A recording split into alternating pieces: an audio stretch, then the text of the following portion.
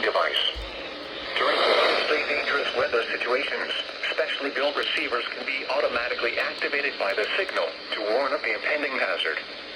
Tests of the signal and your receiver's performance are normally conducted by the National Weather Service each Wednesday between 11 a.m. and noon. If there is a threat of severe weather, the test will be postponed to the next available good weather day. Reception of this broadcast, and especially the warning alarm tone, will vary at any given location. This variability is normally more noticeable can occur even though you are using a good quality receiver in good working order. This concludes the weekly test of the NOAA Weather Radio All Hazards Warning Alarm device.